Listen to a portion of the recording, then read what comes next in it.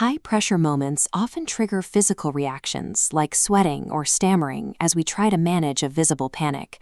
But there is a version of stillness that goes far deeper than simply managing stress. Ancient philosophers developed a specific mental protocol to reach a state of mind so quiet it actually makes the people around you nervous. This chart shows the hidden leverage in every social interaction. Entering a room while needing validation, a win, or even just the avoidance of embarrassment immediately creates a deficit. By projecting that need, you are handing over your power to everyone else in the room. They can feel the attachment to the outcome, and they will use it. The anxiety you feel isn't produced by the environment. It is the direct result of your own internal demand for the room to approve of you.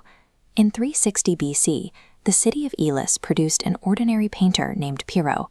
He held no title, no wealth, and no social status. Yet, at 30, he joined Alexander the Great's army, placing himself in some of the most dangerous battles in human history.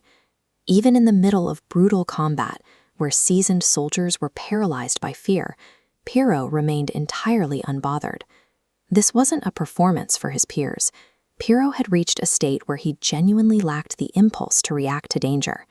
His reputation for stillness grew so great that Alexander the Great would seek Pyrrho out before battles, choosing to sit near him just to experience a man who feared nothing. It raises a question: how did a man with absolutely no power make the world's most successful conqueror feel like the one with something to lose? Pyrrho called this method ataraxia, a state where the brain's reactive zones are neutralized into a cool, stable baseline. This protocol stops stress signals from triggering a physical response in the first place, removing the need to manage a panic attack as it unfolds. By removing all internal attachment to a specific judgment or outcome, you leave yourself with nothing left inside for the world to react to. Achieving this emptiness before a crisis arrives makes the resulting calmness permanent and effortless. Pyrrho practiced a 3-step mental exercise before entering any situation that would normally cause nerves. Step 1 forces the brain to discard its exaggerated narratives by asking, what is the absolute worst that actually happens here? Step 2 asks, can I survive that outcome? As the chart shows, survival probability for a social disaster is near 100%. Step 3 is the "and then what" rule. When asked about people judging him, Pyrrho simply replied, "And then what?" Fear requires ambiguity to survive. When you force your mind to trace a scenario to its logical end, the fear collapses. Realizing the worst-case scenario is survivable strips the current situation of its power over you. We can see this in action through a 17-year-old in his first month at a high-pressure sales job. After he ships the wrong items to a client, a mistake that costs the company money, his boss decides to make an example of him. The boss pulls him onto the office floor and begins screaming in front of the entire team, waiting for him to crumble and apologize. This is a direct demand for a reaction.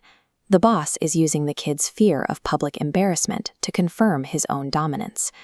Usually, this is the moment where power is transferred, as the victim's visible panic validates the aggressor's authority. Instead of reacting, the kid quietly runs the ataraxia protocol while the shouting continues.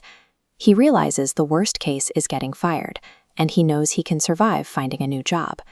He looks the boss in the eye and calmly says, "I understand. I'll fix it today." The room goes quiet, because the boss swung as hard as he could and hit nothing. Without an emotional reaction to feed on, the intimidation tactic failed. That single refusal to match the boss's energy shifted the office dynamic.